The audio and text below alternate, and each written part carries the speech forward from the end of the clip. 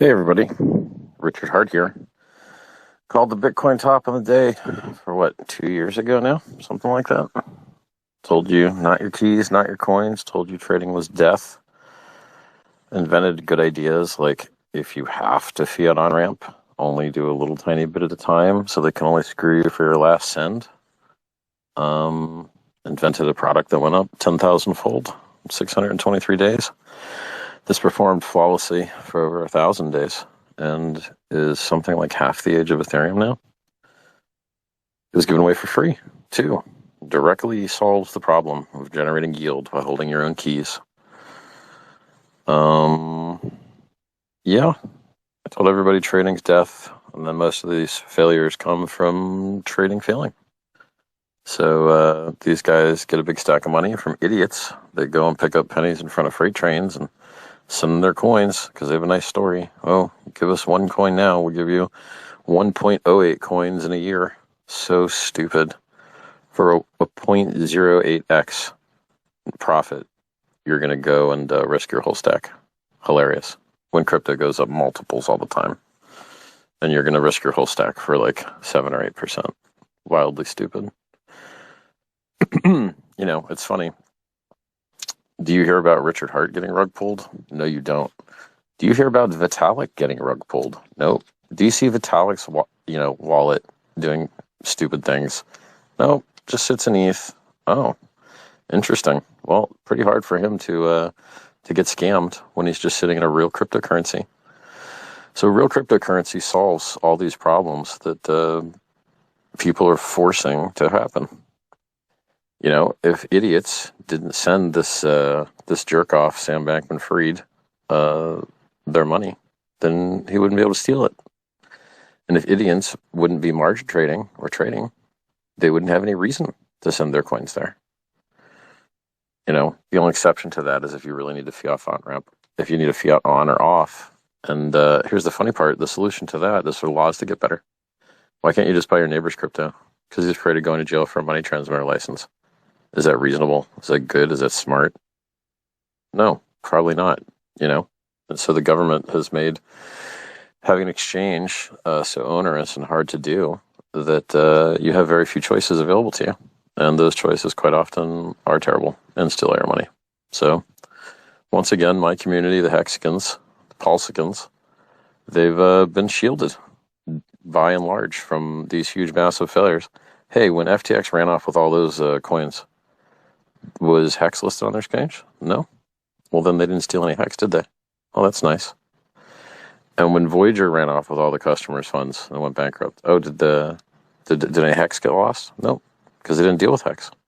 And when all these scumbag middlemen, maggots, go out of business and steal everyone's money, or otherwise go bankrupt or have whatever their little scam problem is that they're having, Hexicans aren't affected because we aren't in that scam ecosystem. We don't have people feeding people into the meat grinder of margin trading. People feeding people into the meat grinder of centralized exchanges. We don't have people, feeding our team into the meat grinder. But all these other guys do, So there was a hater that I literally brought to tears with a single tweet. He tweeted, "Oh, why everyone lost all this money? Where'd the money go?" And I just commented like, "Hi there," in the channel, and the dude just like burst into tears. He couldn't handle it. He's like, "We built all this technology, and scammers take advantage of it because they think I'm a scammer," which is hilarious because I've never had Sam Bankman-Fried on my channel. I've never said nice things about the guy, other than say that he sent 50 grand to the same charity that I support, the Sense Foundation, because Vitalik basically made him. And then and I tell the truth. I'm like, this guy's doing e-gaming to get kids addicted to margin trading. And, he's giving back 1%. Like he's doing 10 units of harm and then giving back like 1%. Oh, cool. Well, you're still net harm, dude. It's terrible.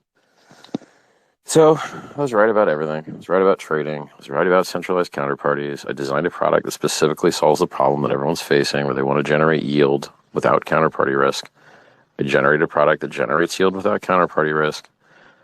I won the game in every possible way that the game could be won. And I'm nearly tired of patting myself on the back. Like I've said so many cogent and compelling things on live streams that I can barely even like find all the clips because I've just been right for so many years. I've been preaching self-custody, not your keys, not your coins, counterparty risk elimination, censorship resistance. I've been preaching these things forever. For as long as anyone's been able to hear my voice, I've been preaching these things. And people ignore my good advice, and they lose all their money, and they cry and whine like little bitches. And it's really sad, because if they would just listen, they could be saved.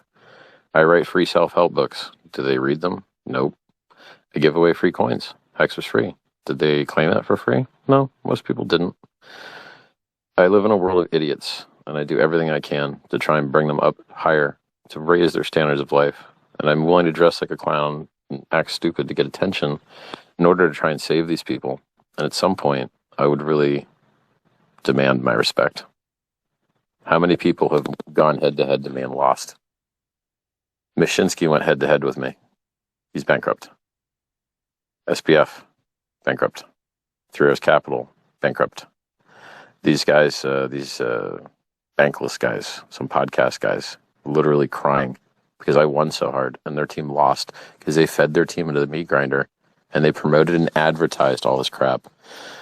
Peter McCormick advertised all this crap, put his users in it, got his users fed to the meat grinder. So there's one guy in this entire space that's really looking out for you. And by the way, people act like CZ's, great guy. Yeah, well, he gets people to sign up for margin trading. I know people that are still owed money that he's never paid. And good luck serving him a lawsuit. Good luck. Because he bought CoinMarketCap, and CoinMarketCap lies about Hex every single day. Some hackers got together to try and sue him. Just can't seem to find him. So I'm in an ecosystem, in a space full of scumbags doing scummy things, jacking people for money all the time. And I should be treated like a god here, basically. Called the top on the day, give away free coins, give away free self-help books, teach you to drink less, gamble less, trade less, have better relationships, give better apologies, be a better friend. How dare anyone say a crossword? Ever. They should kneel. They should kneel and kiss the ring, and their lives could be better for it. So I'm looking down at this list here at some people. Oh, and by the way, why am I in my own chat room here? Because dum-dums in other chat rooms don't give me the mic. And then what? I'm going to feed my users to go hear about Dogecoin. Dogecoin sucks. It sucks balls. It's terrible. It's trash. Why would I want my users to be involved with it? If you don't have, by the way, as far as your coins go, if your coin doesn't have Ethereum virtual machine or otherwise smart contract functionality, then all of your users are forever going to get screwed by having to use centralized exchanges to get in and out. A lot of people like to trade one coin for another. A lot of people like to trade to stable. If you have on-chain exchange, it is a huge deal that removes counterparty risk, that makes everyone's lives better. And you're not going to get that on a chain that doesn't have smart contracts. So you're going to suck middleman D forever. You're in Bitcoin, suck that middleman D. You're in Dogecoin, go ahead. Wet your lips and start sucking middleman D. Get them furry balls right on your chin. The only way you can stop sucking middleman D in crypto, or at least try to, is with on-chain exchange, no counterparty risk, just you and the contract, you run the code. Now, if you're going to stable, you still have some counterparty risk. USDC can just invalidate your stable. USDT can just invalidate your stable. DAI can't, so that's nice. But even in the case of DAI is collateralized with USDC and USDT, and therefore, if they have problems, DAI will have problems too. Unfortunate, but better than counterparty risk probably, right? Like better than SBF, FTX just jacking all your money, or Celsius, or BlockFi, or whoever the next one to fall is. Apparently the only one that hasn't fallen yet is Nexo, but since everyone else died, everyone that has a brain probably assumes that one's going to die too. Now, what's the solution? Hex.com, generate your own yield. Hold your own keys. No counterparty risk. Where's the money come from? It comes from inflation, just like the yield at your bank, and just like the yield as a Bitcoin miner. Oh, but where does the money come from? It's virtual lending. The people that lock their coins add value, and the only people that can harvest are the people that don't lock their coins. But the people that don't lock their coins are diluted over time. And so it's like a perfectly running system that's been running for over 1,000 days, about half the time Ethereum's existed. And I still just meet these idiots that don't understand it. It's just Bitcoin with a proof of work change. Instead of getting paid inflation to blow up the environment, you get paid inflation to pump up the price. That's it. That's great. It's like, you know what? Your 401k has preferential tax treatment in the United States to get you to delay gratification. Oh, well, it seems like the government's pretty cool with this idea. This time deposit at your bank pays you extra to delay gratification. Well, this seems like a pretty widely well-held idea in finance. Oh, you have vesting periods in stocks where you have to hold them so long before you can sell them. Oh, look, this works in the real world. Why don't we put it on the blockchain? That's what I did. Put it on the blockchain. Bitcoin hash rate defends Bitcoin network. Hex amount of stake coins defends hex price. It's just a different network mechanic. Anyway, let's have some other speakers in here. Did I cover everything? Oh yeah, proof of reserves. Proof of reserves doesn't do anything. You can encumber the funds. So if you have a centralized exchange and you have a big wallet with $1 trillion in it, you can go get a loan against your $1 trillion stuff because you have the ability to give it to the person if you default on the loan. And so you can encumber on-chain assets with off-chain actions if there's a centralized actor. DeFi doesn't have this problem because there's no centralized actor. Real DeFi, a lot of fake DeFi. If it has an Oracle, it's fake. If it has admin keys, it's fake. If they don't do time-weighted average price on margin trading, fake. There's a lot of fake DeFi out there. If there's not multiple front ends, fake. So, Hex is real DeFi. Uniswap V1 is real DeFi. No admin keys, no counterparty risk. Amazing. So, proof of reserves is a little bit better than not having them. So it doesn't stop people from encumbering the funds and basically stealing all the value of them. But if you have proof of reserves, at least you might maybe get paid. But if you can't even show the proof of the reserve, you're not getting paid. So it's not perfect, but it is definitely better. So summary. I was right about everything.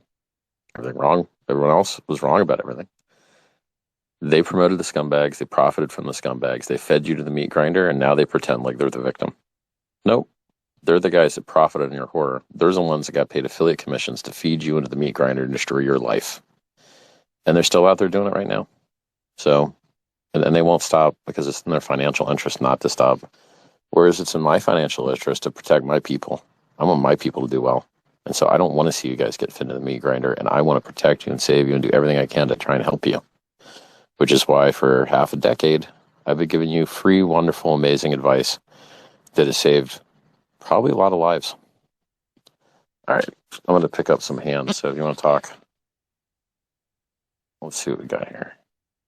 Approve. All right, we got one speaker. I can invite a co-host. This usually breaks the space, so who's my co-host going to be?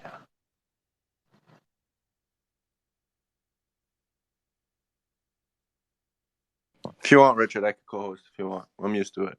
Okay. What was your username? Famous? Yeah. Okay. PA. I'll invite co-host Famous. Got it. Hope it works. Even Elon had his chat break. It was so crap that it's like Elon. Yeah, it's broken. It breaks all the time. People can't hear each other. So like sometimes we're just gonna have to mute the room and tell people to come in and out because sometimes they might not hear each other. It's so sad that Elon went on streams and literally was like, "I'm not an expert in crypto. Doge to the moon." That's what he said. Literally one after the other, in reverse order though. He said Doge to the moon first, and then I'm not an expert in crypto second. For a guy that's not an expert in crypto, maybe, bro, you should listen to me, okay? Because you're wrong on a couple things. Cars, you're doing good. Rockets, you're doing good. Busting loads and checks, making babies, you're doing great, dude. But crypto, you're not doing great. Doge is always going to suck. It's not good tech. Stop. We have way better tech. Ethereum's way better tech. Pulse Chain's way better tech. Hex is way better tech. Oh, you want to de-risk in Doge Chain? Start sucking middleman D to get into a stable. Good luck. You want to de-risk in Hex? Well, just go on Uniswap. Go on ETH, go on 1inch, go on Match.xyz. Go wherever you want. On chain, trustless, no counterparty risk. It's so much better. It's sad to see a technologist promote wildly inferior technology and think it's funny. It's not funny, dude. It's trash. Stop. He's wrong about longevity too. He's like, "Oh, we're all gonna die. It's just a matter of when." So like, I don't want people to live much longer. Yeah, dude. You don't want Alexander Graham Bell and Thomas Edison and Albert Einstein to still be alive right now? You're dumb, dude. Those guys would be killing it. We'd have new industries you never thought possible. It's tragedy that the people that are the best at what they do in this world die and just become worm food when they could still be doing great work. And particularly when we have a universe that's empty, right? So, like, do we really have a pot? And how it's so funny to me. The guy that promotes that we don't have a population problem, Elon Musk, is also the guy that doesn't want you to live longer. So, you're like, you want more people? Hey, man, have them stop rotting and turning into crap people and then dying so quickly. Like, I don't know why people get this one so wrong. So, he's wrong about longevity. He's wrong about crypto. He's okay in cars. He's okay in rockets. It's too bad I couldn't share those ideas with him because instead they started talking about everything that doesn't solve the FTX problem. Dogecoin doesn't solve FTX. DeFi solves FTX. And who made DeFi popular? Me. Who carried Uniswap on their back? Me. Who's the reason you've heard of Uniswap? Me. And do I get the credit? Do I get the millions of followers? No, the scammers get them. SBF gets the followers. The dude from Three Arrows Capital gets the followers, but not Richard, the guy that's always right. The hero, the guy that made the 10,000x coin that gave it away for free. Not Richard, the self-help author.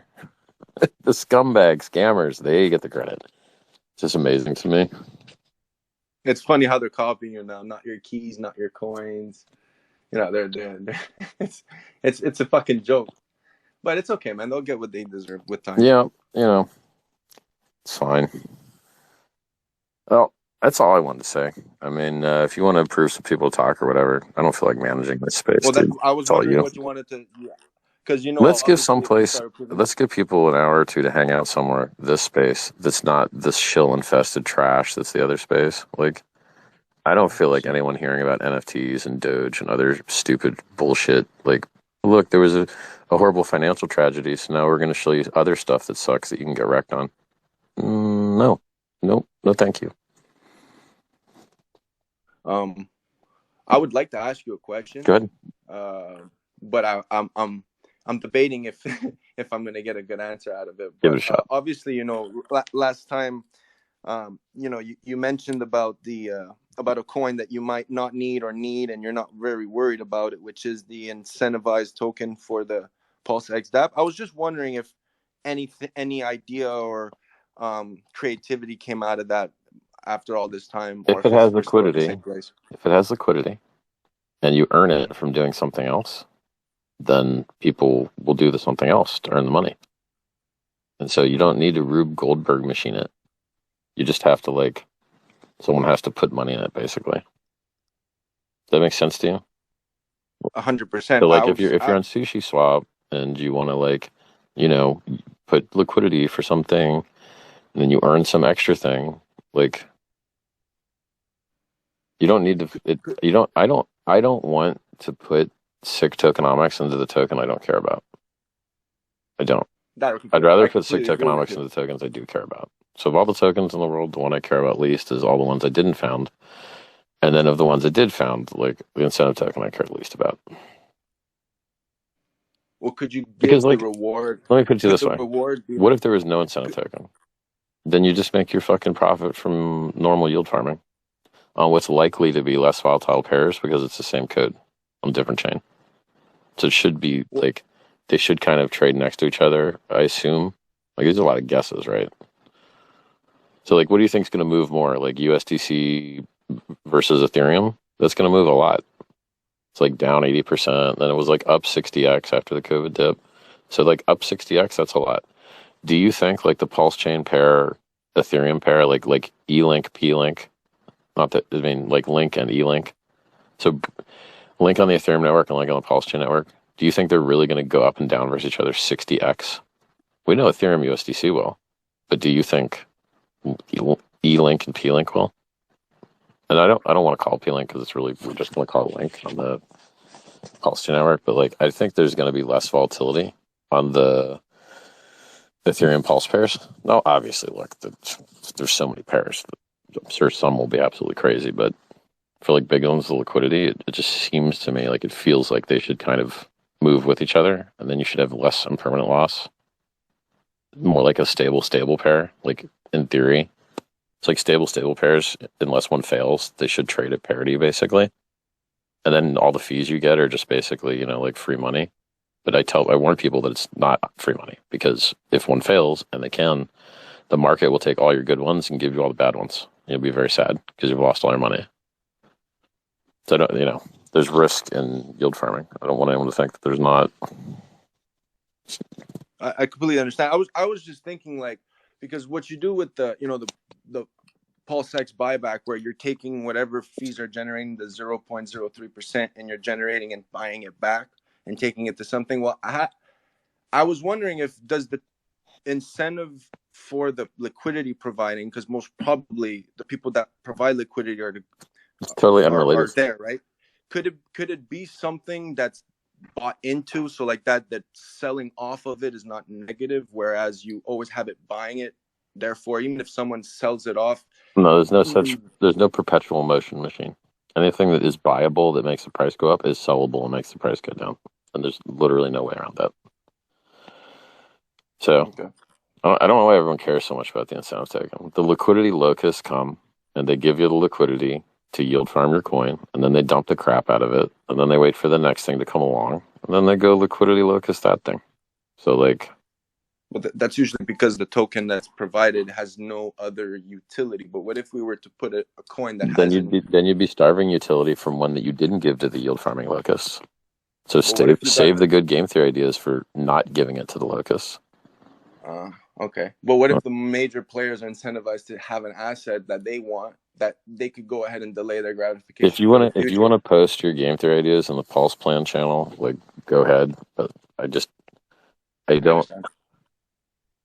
That's why I didn't want to bring I it care up. about Pulse Chain, care about Pulse X, care about Hex. I don't give a shit about the incentive token. We If really people care make about money on Hex. it, congrats. 100%. No, because how do you not make money on it? Like, you're going to get it for free. There's no other way to get it than to get it for free, kind of. So, like, I don't see how anyone's going to lose on that one. But, I'm a little bit tired, so don't, like, I have to be careful with all these, like, forward-looking statements and price statements and stuff. I'm not an oracle. I'm guessing. I'm not a financial advisor. I'm not your lawyer. I'm not your accountant. I'm just making guesses.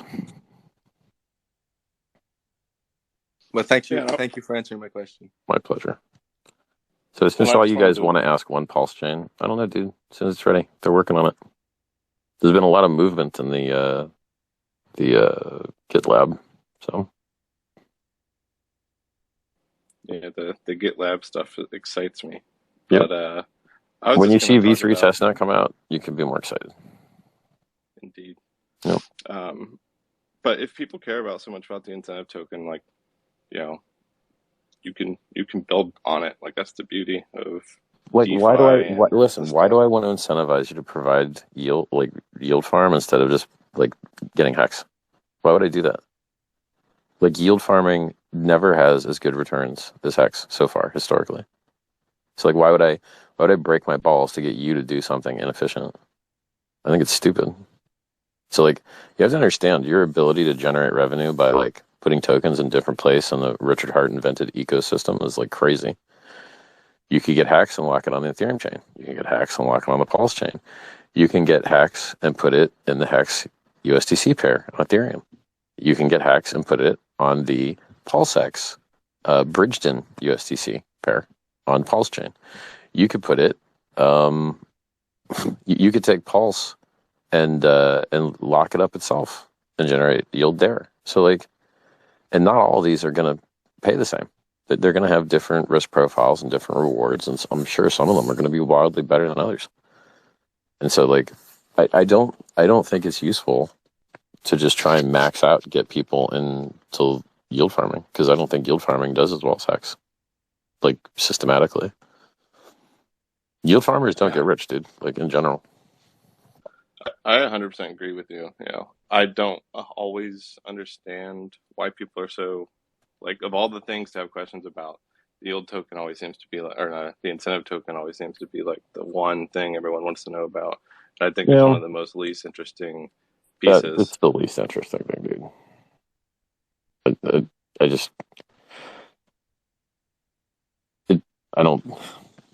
It's a duct taped on shitcoin.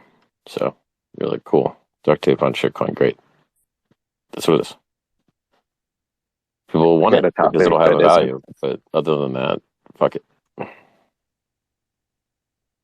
I got a question for you. Of obviously, what's in the news, like central exchanges are the problem, but they're not going away. So, if they're gonna be better, and we're gonna learn from this, do you see like on-chain hybrids or exchanges start using DeFi, or like, do you see anything getting slightly better other I than just? mean,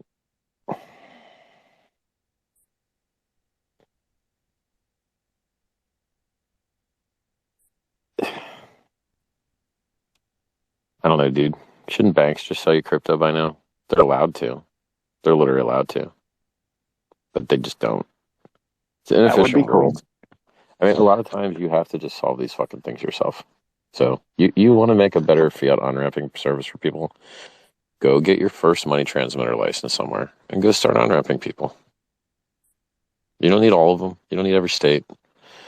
So it's like, if you there are some things in the world that if you want to make it better, you got to do it yourself.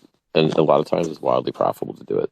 So Coinbase made billions of dollars by just making an exchange, you know?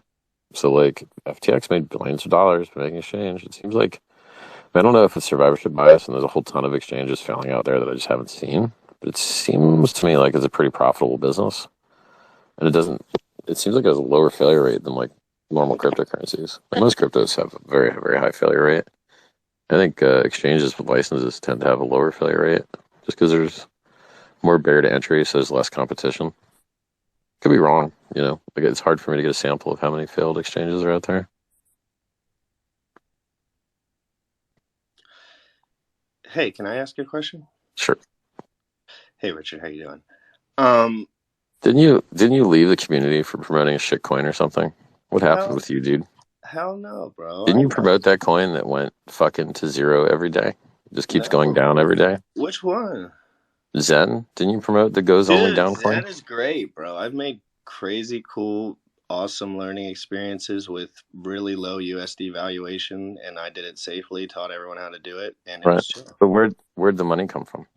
I just wrecked the retail exchange guys. $200. So you minted a bunch of coins and dumped them on the retail exchange guys. I bought 45 grand worth of Hex in the last 400 days. Okay. So that's a general rule. If people were to run scams and shit and then put their like net profit into something good, like I consider Hex good, then the Hex price would go up. You really think Zen's a scam? You really think Zen's a scam? I think proof of botnet is a very bad idea. And I think proof of fuck everyone over on gas fees to spam up the network is a very bad idea. And I think I think proof of spam is a shitty idea. Can you open that up so we can learn? I want to learn. I need to learn. I'm a pleb. Help me. Please help me. I love your work. I've listened to all your work, everything 100 times. I've read your book 1,000,000 times. I just want to understand what you're thinking so I can maybe learn. Well, people come into the Hex community and they build like a little brand, a little mini brand, and then they savage fuck them with a shitcoin. So we've seen it with Axion, and we've seen it with Wise, and we've seen it with Rex, and we've seen it with all these fucking coins that go to zero and keep going to zero over and over again. And then the next piece of shit in line was Zen. But no one fucking learns. No one pays attention. They want to buy the thing that just keeps going to zero all the fucking time, or gets rug pulled, or both. I mean, we've seen every combination of rug pull. So if it does well, will you inflation bug. Consider it? What if it does well or no. something? Let's say, like, what would you say if it did really well for like a year or two and things? I'm just saying, if that occurred for whatever fucking reason, why would you what would you say then? Just be like, I don't think it's efficient. So are you telling me that? So you're really just right now? You saw a coin go negative 10,000x, and you're telling me like, what if it becomes a world reserve currency? Is that the logical tactic you're using right now? We minted it for literally a few dollars. No, you didn't. Okay, the fucking money that went into the millions of dollars of inflated gas fees that everyone had to pay because of your proof of spam shitcoin experiment is a net negative externality on everyone in the crypto space, including hexagons. Hexagons have to pay those raised fees because you idiots are doing proof of spam. So things like this won't exist, and the only reason they're bad is because they mess with Hex. No, they fuck everyone over. You think I can't do malicious shit to attack networks too? I can, but I choose not to. Yeah, but I Proof of don't spam is a understand it. bad I don't idea. know enough like you do, so I want you to teach me. Anyway, I'm teaching you right now. Proof Okay, of spam is a bad idea. Okay? Come mint coins by blowing up the network's capacity is a bad idea. Get as many coins as you ask for by filling the network up with ask for coins transactions. Leaves no space for anyone else. And this shit just goes to zero anyway. It went negative 10,000x. Negative. Can I ask you about Ethereum's sensitivity to gas fees? Because it's so sensitive. It's like one of the craziest things I've noticed. You definitely know more than I do about that. Can you tell me about some, like, let's say 5 or 10 decent things get added to Ethereum over the next couple of years. How in God's name are we supposed to do anything? You have to have horizontal scaling.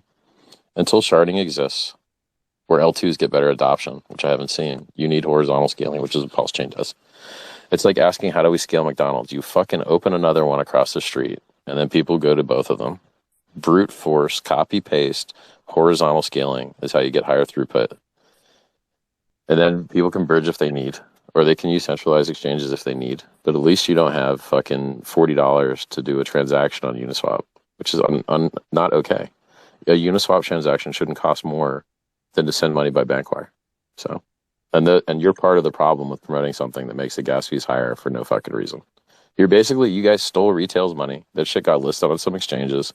The people that minted it and ran the bot networks got to dump on all the fucking idiots that bought it at retail. And now they're down like 1,000x negative. Oops.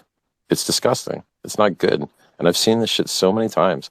I've seen so many scams targeted at Hexicans, and all they do is lose. Oh, what happened to Hex money? Scam. Axion scam. Wise scam. All fucking scams. Rex scam. And tons of other scams that I've even fucking mentioned because I'm smart and don't expose my community to shit. You never even heard these words come out of my mouth except maybe a single digit number of times in the entire time I've been in crypto because I have to shield all you fucking idiots that are listening that have fucking addiction problems and gambling problems. They can't help but FOMO every new fucking thing that you see and you get the shit wrecked out of yourself.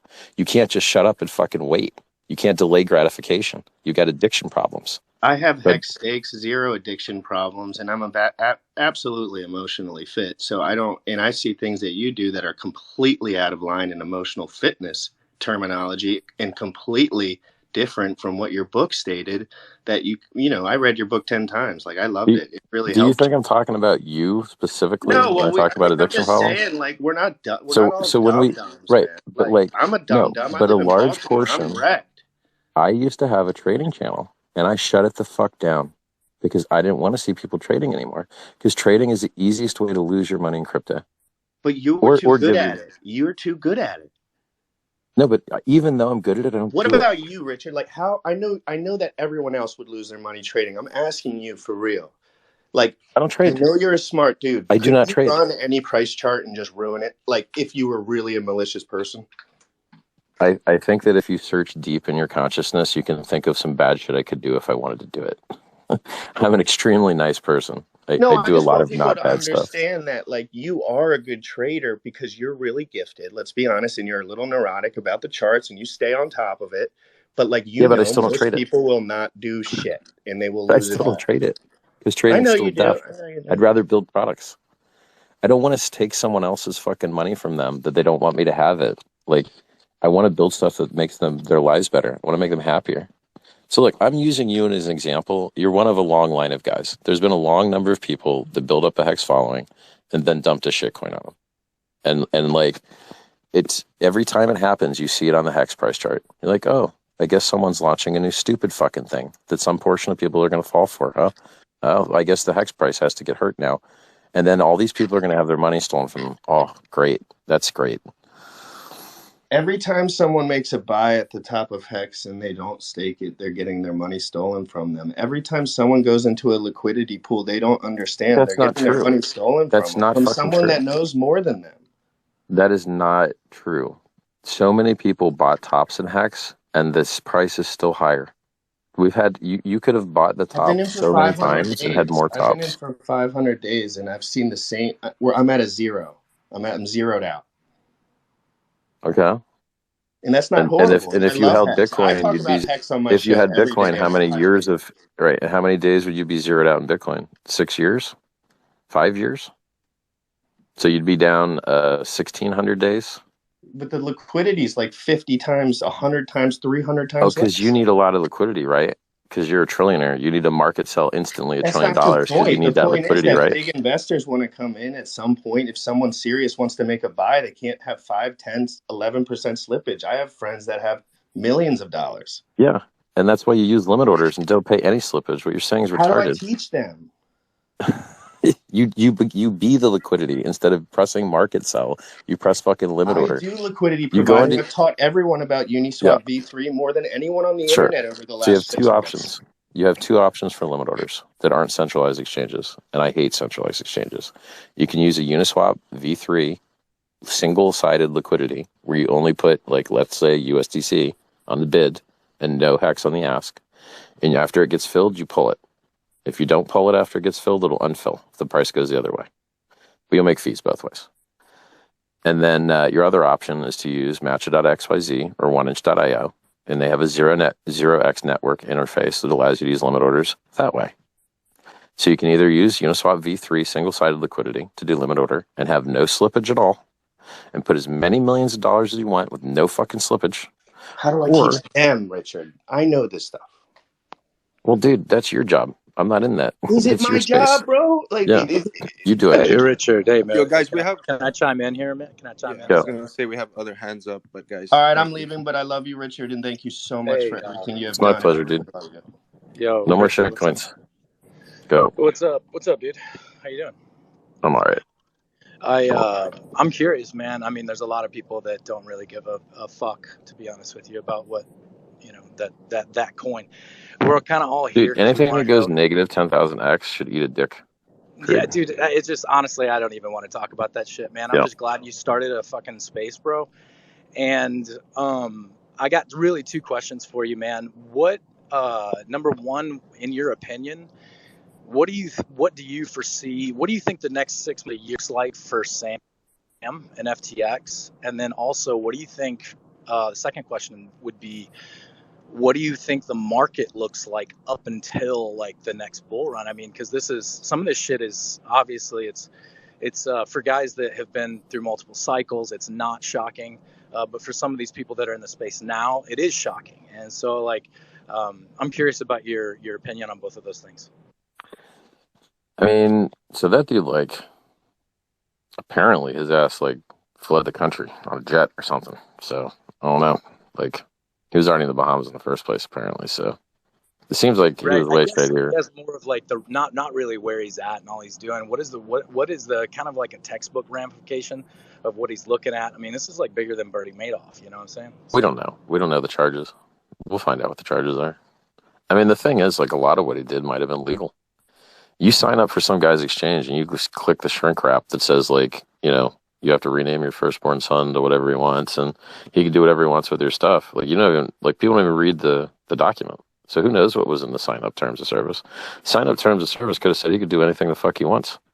And then he didn't actually break any laws that I know of, right? Like, you gotta get into the details. The devil's in the details. But when you give your money to a centralized exchange, it ain't your money no more. It's their money. People don't get that. You're an unsecured creditor. You don't have a UC1 form. You're not a secured creditor. You're an unsecured creditor. You're getting commingled with everybody else. Your stuff's not held apart. So unless you know about bankruptcy law, it's kind of hard for people to understand these words I'm saying, right? Like, I'm a real business person. I understand real business. And people live in little That's homo why NFT land and they don't get anything. Yeah, that's why I kind of wanted to bring this shit up, dude. Is because I mean this is real life shit. So Well, I'm what bothers me? Yeah, I'll tell you what bothers me. I wish the fucking price would just go down and get it over with and rip the Band-Aid off. dude. But every single one of these slow motion failure bullshits, like Gox is sort of Demosthenes fucking hanging its death sword over the price for like years and years and years and years. And I just don't want to talk about it anymore. I'm tired of Mount Gox and these seizures from the U.S. government. Just sell, dump the price, get out. So we want to go back up now, right? Like, get it over with. Dump the price, get it out, and we can all go back up.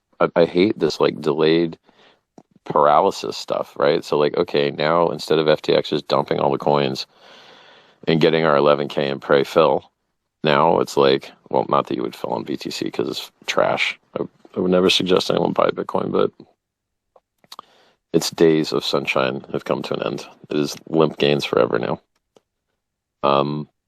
Yeah, like when we're sitting here, like, okay, FTX now has Chapter 11 bankruptcy. And so now they have someone managing the coins in bankruptcy. When do the coins get sold? When can we unwind all this bad debt and start going up again? When can we quit paying lawyers to all stare at each other and do nothing? Think about how much money the Mt. Gox trustees have been paid over the last decade. Why would they ever want to release the money? As soon as they release the money, they stop getting paid. So it's this like, it's not even a tragedy of the commons. It's a more perverse, negative tragedy in that trustees don't want to stop getting paid, so they dick around forever and never actually do the thing that's good for the people and make the creditors whole and rip the Band-Aid off and get it over with, and everyone goes on with their life. They just stick us in this paralysis crap. I want a solid bottom. That, I'm happy to tell everyone, like, I think the bottom's here. And it's very hard to get that when they keep adding these, like, oh, well, this will dump here and this will dump there, and interest rates are going up, and you're like, okay, can we make this easier? Can you reduce the variables for me here, please? Can you just sell these coins that you say you're going to sell? Just sell them. Sell the coins. Sell. Get it over with. Let's go. Bull run, please. That's just, awesome, man. I'm gonna highlight. Step down, man. Yeah, just to highlight, like, we've got Silk Road coins that they just got, like $1 billion of those. New ones from a new guy. They got somebody that hacked the Silk Road and they got his $1 billion of coins. Lol. And then we've got the Finex hackers coins. And then we've got Ross Ulbricht's coins from the Silk Road. And then we've got the Gox coins. BTC price.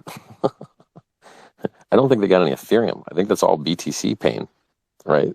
And then they're like, Ethereum just has to get beat up because BTC got beat up. Which kind of sucks because, like, there was no Ethereum stolen in the Gox hack. There was no Ethereum stolen in the Silk Road hack. But Ethereum's going to get beat up because Bitcoin's going to get beat up because Hart's Law, because they're bound by the liquidity in their trading pairs. Oh.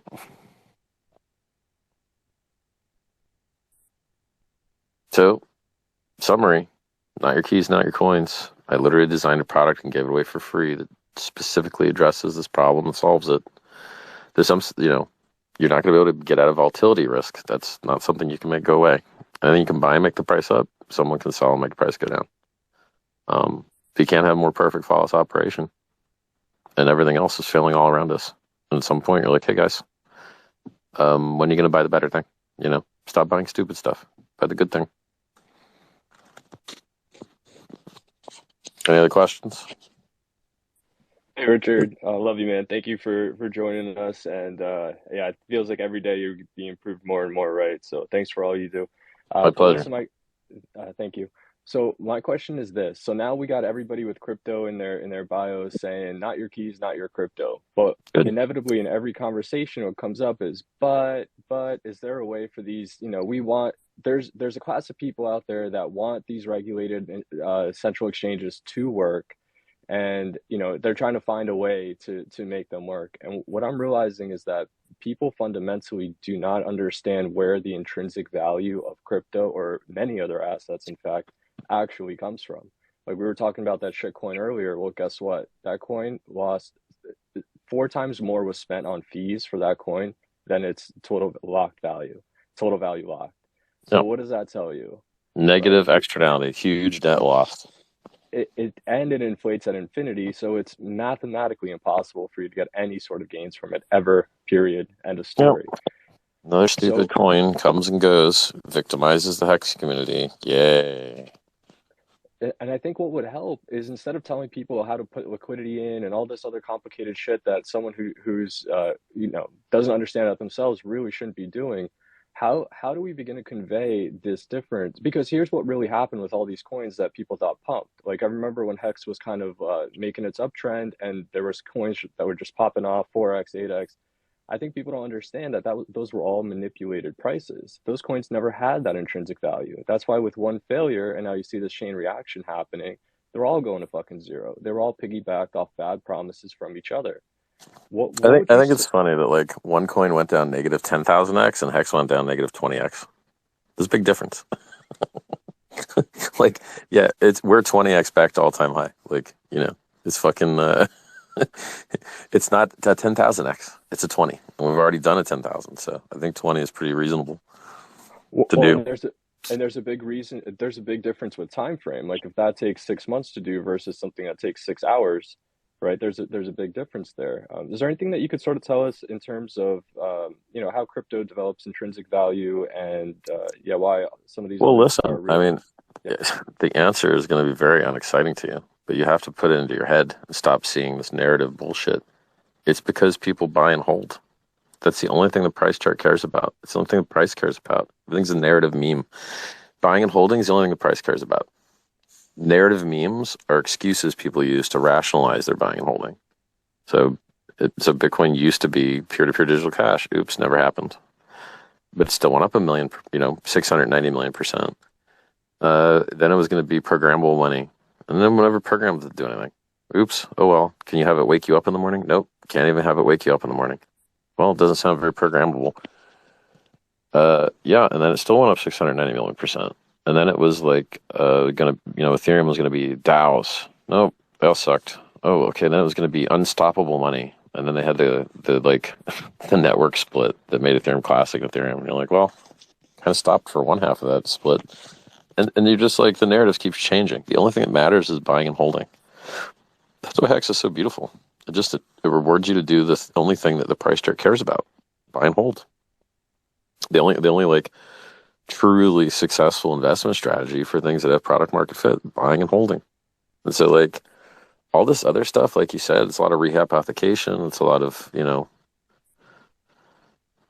people fall for it, man. They're just like, oh, they're too big to fail. You're like, nope, they can fail very easily. Just need one guy with a gambling addiction, and they'll fail right away. That's it.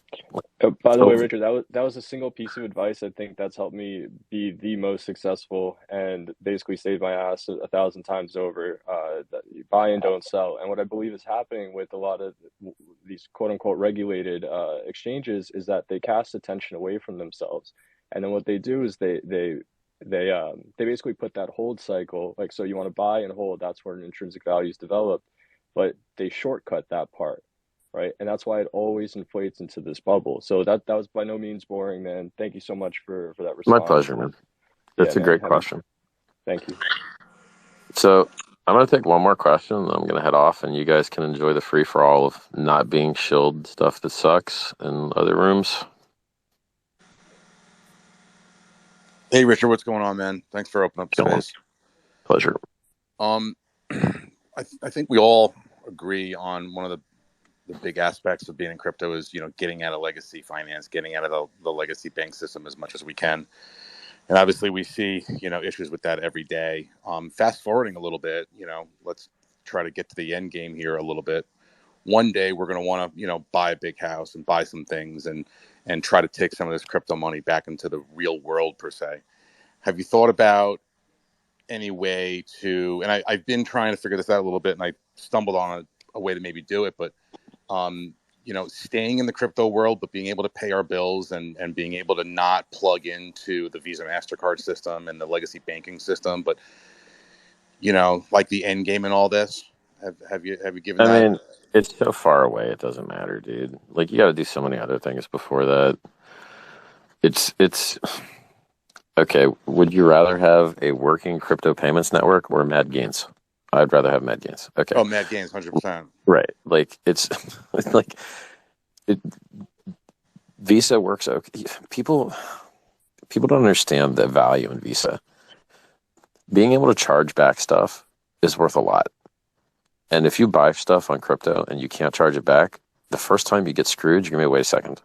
I wish I used my credit card. This sucks. I have no I have no protection. And then you're like, okay, well, you know what? We'll use escrow. And then all those companies went out of business.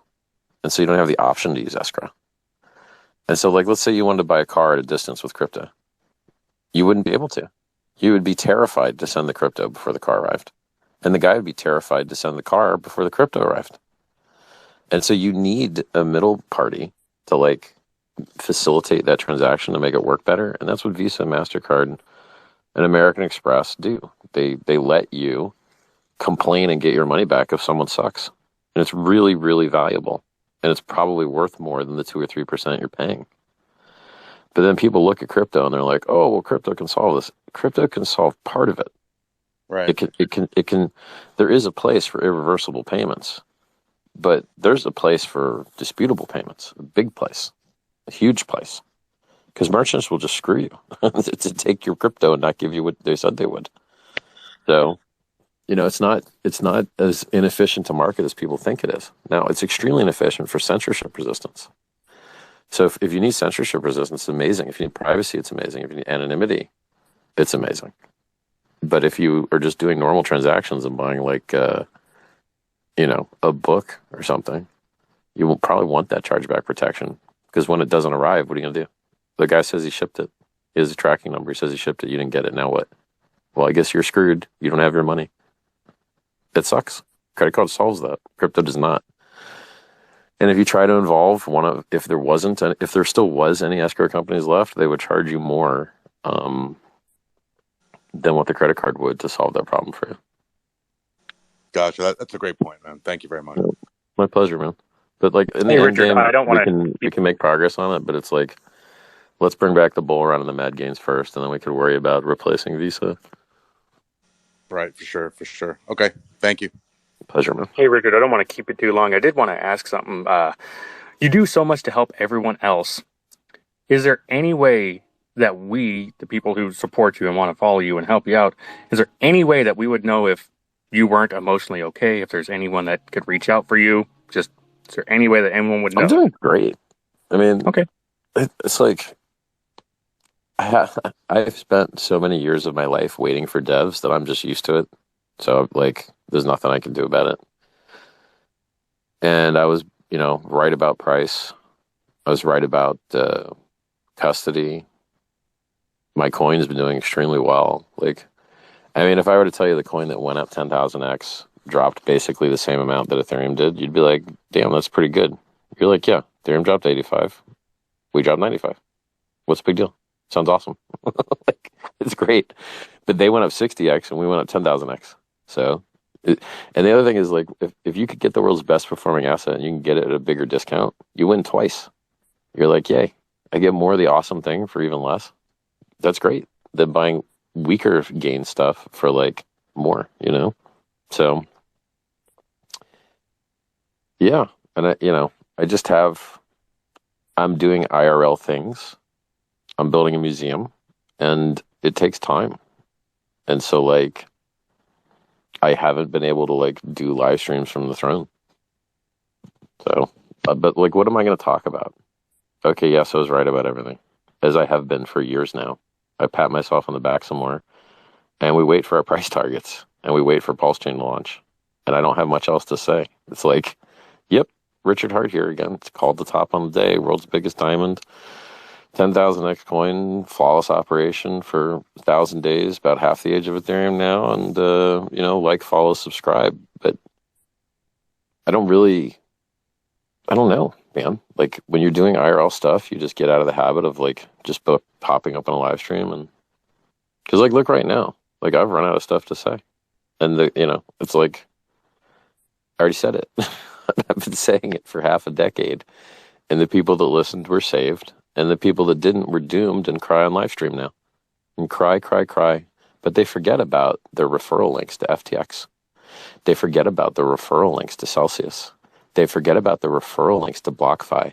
They forget about all that sweet, juicy money they got by feeding you into a fucking meat grinder. And that's the reason they don't like me, because I show them what they really are. They're pieces of shit. The crypto media, by and large, are pieces of shit that feed you into the meat grinder and then pretend that they're victims when you get ground up. Oh, we didn't know. We didn't know it would happen. It just happened to the 8 identical companies earlier. Oops.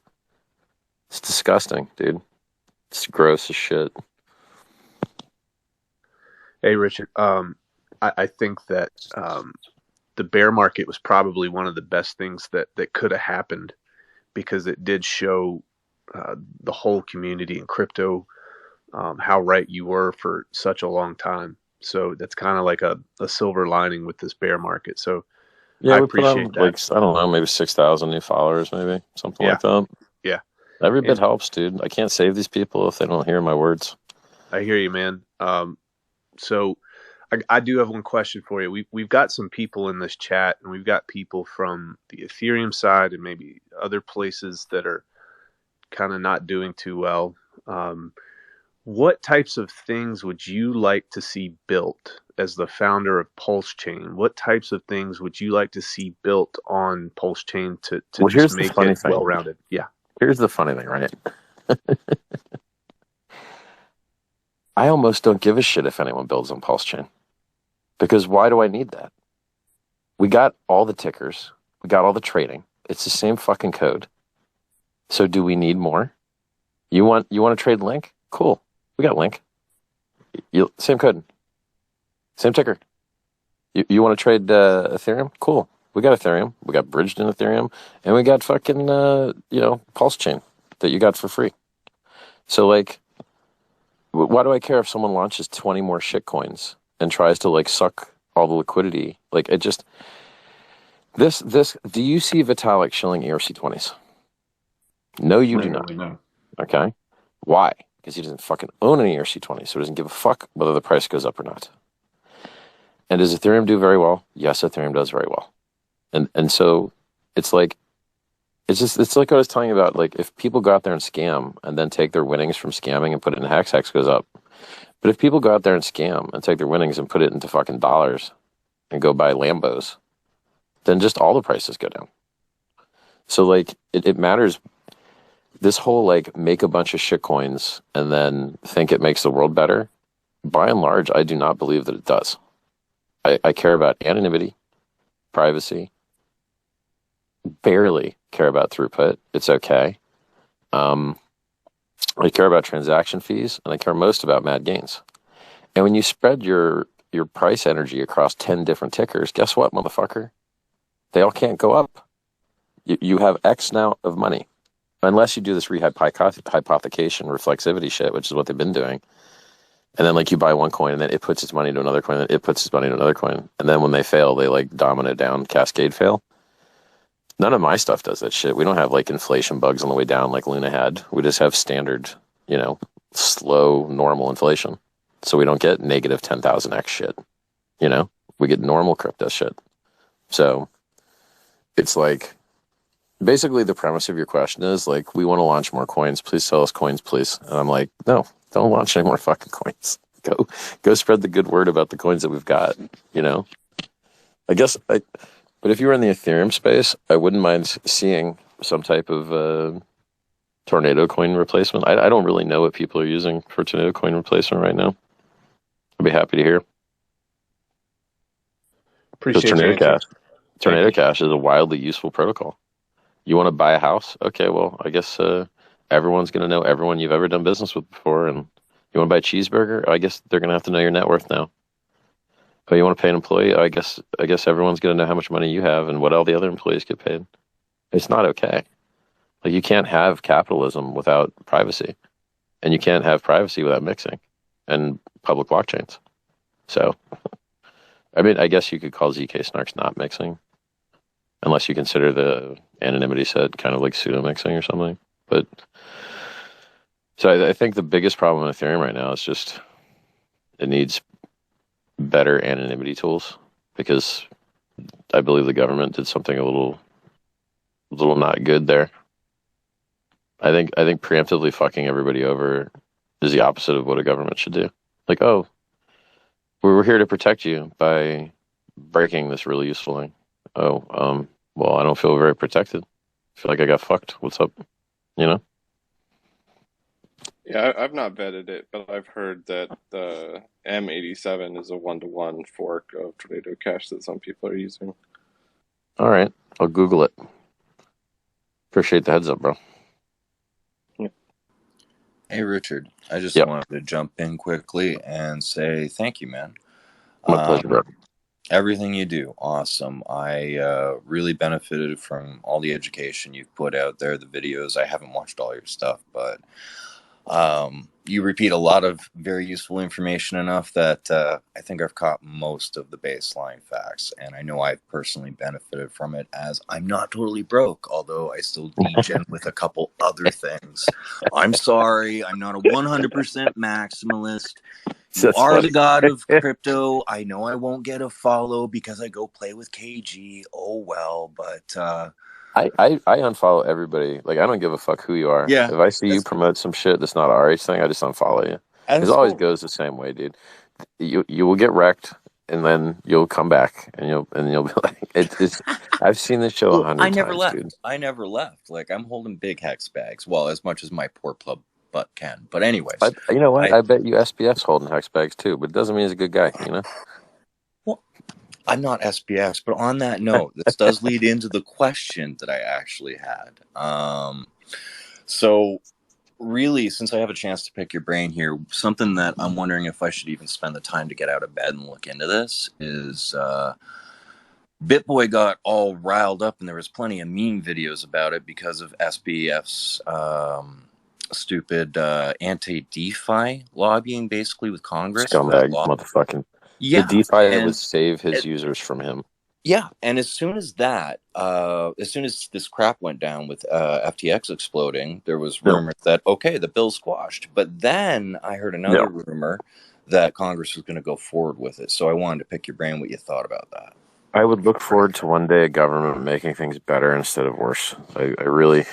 I can't remember it happening anytime in my lifetime, basically, but I dream the dream of the government making something better once. I haven't seen it yet, I don't think. They're carrying it forward to save face. He made them look like a bunch of shitheads. I really hope that they fuck off. The whole reason crypto exists is because the government's not good at shit. The government's not good at money, so we had to make our own money. If they weren't so bad at it, we wouldn't have had to make our own. But they're terrible at it. You've never had less choice in banks. You've never had less choice in currencies. You've never had less choice in fucking everything. Like, you've never had less choice in your internet service provider. It all sucks. Like, the governments are not doing their job to help capitalism thrive and foster competition. Capitalism does not thrive without competition, and the government is failing terribly at helping competition happen. So, like, why are there so few exchanges? Government laws. Why are people losing so much money? Government laws. They're just bad. Like, they suck. What? Oh, by the way, like, where were all of FTX's customers? Mostly out of the United States because they were in the Bahamas and didn't allow you to KYC with U.S. based stuff, right? So, like, you had to sign up on a different site, FTX US, if you were a U.S. person. So, like, I'm not an expert on their shit because I was never stupid enough to open a fucking account there, like so many other people were. I just keep winning all the time. It's like hilarious. Everyone else is getting the shit wrecked out of them. And you're like, yeah, well, you should have listened to me. You could have sold the top. And by the way, like Hex, oh no, we dipped. Ethereum dipped 85, we dipped 95, but our shit's been paying 40% yield the whole time on average. You're like, oh, well, I guess that canceled out a lot of dip, didn't it? Yeah, sure did. People don't like pay attention, you know?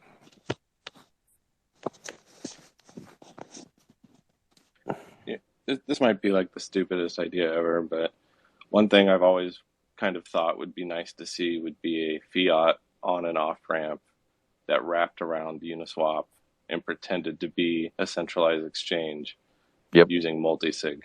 I think it's a great idea. I think it's a fabulous idea. And if I were to make an exchange, it would probably look just like that. So I too have had that thought. Because you're like, oh, well, you don't need to license some private labeled trade engine when you can just use Uniswap. It's just there, you know? So, like, but I mean, gas fees, dude, you know? That's the problem with that one. This was a better idea back when gas was like pennies instead of $50. I don't know what it is right now. Maybe it's $20 to do Uniswap, so I don't know. If I had to ballpark it. But you're thinking along the right lines. You know, minimize attack surface, use tried and true, audited software, minimize counterparty risk. Like, it's definitely along the right lines. Maybe Pulse Chain. With lower fees on Pulse Chain, you could like do that business idea a lot easier, and you wouldn't fail to like the gas fee problem.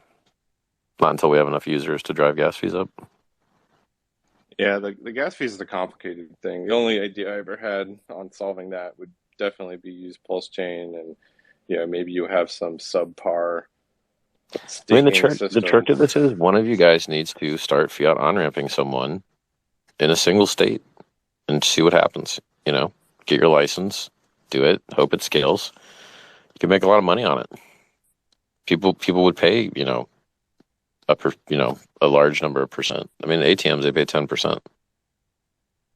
So if you're charging less than 10, they'd probably be happy to deal with you, my guess. We need fiat on-ramps. We need them. I mean, like, otherwise they're just going to send their money to someone that doesn't do it as well. Like, a lot of people send money to FTX, right? You could have been part of that solution because they sent their money to you and cashed out and already got their actual crypto.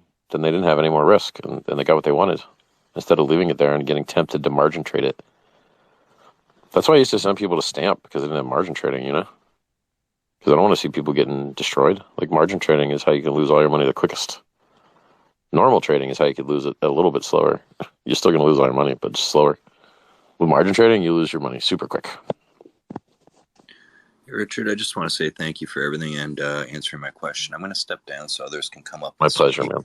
As much as you tried to get out of here, I think you're going to be. I'm going to peace out too. Answering questions. I'm going to rock out too, dude. I've had fun, guys, and I really hope that this bear market comes to an end soon. I wish everyone would just sell all these coins that they've hacked, seized, and otherwise whatever, so we could get a nice clean bottom. Rip the Band-Aid off, remove their ability to hurt the price later, let them sell lower now, and go back up. And then, if we could peel these Band-Aids off, I got to tell you, man, that spread on Grayscale right now at like negative 40-something% is like pretty brutal. And you feel sorry for everyone that bought it at negative 20 and thought they were getting a deal. Like, 10% off, what a deal. And then it went to negative 20 and the price of Bitcoin went down. And then it went to negative 30 and the price of Bitcoin went down. And then it went to negative 40 and the price of Bitcoin went down. You're like, yo, did you guys realize that it could just, like an oscillating indicator, just stick down and stay down and get worse and worse and worse? Because I told you that could happen. And it did. And the people that listened were saved. The people that didn't were wrecked. I hope, all I have to show for being right all the time is nearly infinite wealth. Damn it. Life's not fair. JK on nearly infinite. The number is a little too high, but I'm in this for glory, man. I'm not in it for the numbers. I'm in it for the glory. And when I talk to hexagons, I get it. And when I talk to dum-dums, I feel like I don't get it, Like, there's a lot of dum-dums out there that just don't. Why do they have money on exchanges in a bear market of all times? Like, when do you think the exchanges are most likely to fail? During the bear. Put so much stress on them. Someone literally cried this week because you personally have made money. Yeah, I thought it was hilarious. I was like, oh, the guy that promoted, bad things is crying. What an idiot. It's like, hey, buddy, I've been in crypto long before you got here, and I'll be long after you leave. Keep crying, though. I got this Prada nylon to keep the tears rolling off. Rich, that's why you don't have as many followers as those idiots with the millions, because they're idiots that are following It's them. crazy to me, dude. It's the smarter. There's less of us smart people. That's why you have less followers. That's as simple as that. It's wild. Don't it's even wild think to about me. it anymore. Like, Elon hops on this space and he's like, Doge to the moon. Well, everyone just got all their life savings lost. He just yelled Doge to the moon. You're like, bro. Those guys smarter, they get stupider. That's the balance. You're like, bro, your coin sucks, man. It's trash. Like, you changed the logo. So stupid. I do have a medium IQ question. If you got another minute. Go ahead. So yeah, thanks for everything. I know you say that we did it, but thanks. My pleasure. Another quick note: no comment needed. Watch people's actions, not their words. If they say over and over again that they want to learn from you, and then they won't shut the hell up for 3 seconds, they don't really care what you think. Yeah, that's true. I know what you mean. So when it came to the POW forks, the USDC pairs got absolutely emptied by people that bought like $10 worth of the forked hex and then emptied millions of forked USDC out and then drained the hex pairs. Do you think that's a threat for the pulse? I actually haven't analyzed the game theory on what happened on that, like on that other chain. So I'm not qualified to actually speak to it, to tell the truth. I haven't looked at it. No, I got you. Just something to Yeah. think about. They because Well, the I mean, like, AMMs but don't that's why we care. have an automated market maker price fixer bot go through and change a lot of stuff. Like, I don't know how much that it would affect that particular calculus. Yeah, I it mean, I was. think, okay, so like basically, you, on a chain, I think what's most likely to have value is the thing that has users. And then because we're real DeFi and real decentralization, if there's forks of Ethereum, Hex does probably well on them better than other things because it actually works. And so you would see people want to probably acquire Hex over other things on that chain just because the other things might not work at all. Does that make sense? Yeah, no. The exploit is when because the AMM doesn't know that the stable is trending to zero. It will allow people to cram millions of worthless stables into the copied USDC pulse pair, for example, and then pop out But that's millions just of right. But that's USDC. just that's a liquidity provider problem. So if you as a liquidity provider have mispriced where you have set your liquidity, then you will be arbitraged out. And so if at the Right. moment of the fork you're playing a pair where one half of that pair went to zero, well, first of all, why are you holding half of your LP in something that just went to zero? That sounds like a bad play on your part. Yeah. Well, the exploit path would be like Well, it's not hold an a exploit. whole It's not bunch. an exploit. Well, It's just a strict arb right. play. So Yeah. like all the software is doing exactly what it's supposed to do. It's not an exploit. It's just that there's one of the coins has basically gone to zero, and the LPs were so stupid that they held it. So if you're an LP and a fork happens, and you're willing to hold half of the value of your LP in something that's going to go to zero, that seems like a bad play for you, the LP. And the only way for that to get fixed is for someone to come and arb it. And the arb is the person that actually makes the price right by basically jacking the LP. But there's no other way to fix that other than have a smarter LP pre-fork. Isn't it like because the thing that you're describing as an exploit is the price actually fixing itself and becoming real. So you're misinterpreting you're misinterpreting the price turning to the real price as an exploit. But that's the real price because it's paired with something that's worth nothing. Do you know what I mean? Well, it's a little unique on Pulse X potentially because everything's going to be repriced potentially before launch. Yeah, I My mean that thought other was fork had huge problems in that you just couldn't bridge or trade or anything. So like if you can't trade or bridge, it's really hard to find utility and like it would be as useful as our testnet, pretty much. So like what's like a fork of Ethereum with no bridge and no liquidity is basically our testnet. So like yeah. and it shouldn't really have our testnet doesn't have economic value. So I don't Yeah, know it why really theirs was. would. It really is like testnet plus over there, like slightly more value. My Right. thought was somebody could hold, shitcoin A that Texicans aren't paying attention to. The liquidity gets repriced into Pulse X. They buy out a whole bunch of Pulse or a whole bunch of that coin, and then they use that cheat Pulse, then to drain out Hex from the Hex I Pulse mean, the pair and solution to whatnot. this is for just everyone to pull all their LP before the fork. I don't know. Like, I mean, if you're worried about getting weird arbed after the fork, then pull your LP right before the fork and put it back right after, and then you shouldn't have any weird exposure as an LP. Does that make sense? Yep, I'll quit yammering on it. Thank you. Richard, My while pleasure, you man. Hey, sorry, Richard. Before you leave, please. I'm here with my family, and we have a message for you. Come on, guys. Thank you, Richard Hart. Thank you very Nice. much. We love you, and Thank thank you, you man. for your education and Are you inspiration. guys Jamaican? You sound like some Jamaican folks. Oh, I'm Nigerian, but I'm here. Nigerian. All I'm right. from Texas. I'm a United States Army veteran. Nice, man. Well, you Thank you sound like very you have a much. real nice family, and I really appreciate those kind words. Yes, thank you very much. Thank you. Thank you, You've man. been inspirational to all of us. They all know you, and we are all in the whole family is in Pulse Chain, Pulse X, and Hex, and we want to say thank you for everything you've done, My especially pleasure, man. for the Thank you education so much. You and brighten my inspiration. day. Thank you. hey, Guys, great. I'm heading off. You've been amazing. I wish you the maddest of gains. I hope that they stop raising interest rates and everyone dumps the bottom and all these scumbag people just like sell the bottom and then we can have, nice run up without having to worry about them dumping it later, you know? That's the dream. That's, anyway, what I'm kind of looking for. It's easy, you know, when you call the top of the day, it's a little bit easier to handle a bear market. But for people that DC'd in to all-time highs, you're like, well, it's a little bit harder. You got to wait a little bit longer, you know? You got to take an extra cycle to get those mad gains. Good questions, guys. Keep up the good work and stay on message, you know? Don't Stay fall awesome, for the brother. boredom. Don't fall Stay for the awesome. boredom of making bad plays during a bear when you could just wait for the bull and everything will be a lot nicer. Keep buying Hex, baby. Talk to you later, guys. Now do I just end this like task so that the room stays alive? Is that the best strategy for this?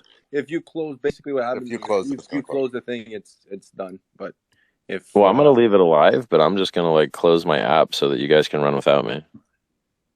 I think I'm gonna like end the task on the phone, you know? no, if you end that, It'll shut off. it'll shut it off. But it's okay. So how do I Run the so there's no way for 24/7. this thing to live? It doesn't No. survive? Well, basically, we run it 24/7, but just no one knows that we actually do it. But we actually have a space that's concentrated towards your ecosystem. But Okay, yeah. well, why don't you go shill that thing real quick, and maybe some people will hop over there. Well, everyone can follow me or the Hex All Day at Hex All Day. It's basically like an account phone that just runs it all day. But Okay. thanks, Richard. Thank you, I'll man. DM All right, so you want me to click information end instead of ending task? Yeah, you could just end it for now. We'll just restart. All right, guys. There's no hope. See you later, Thanks, everybody. Richard. Ciao. Have a good one, man. Stay safe. See ya, Richard. Later.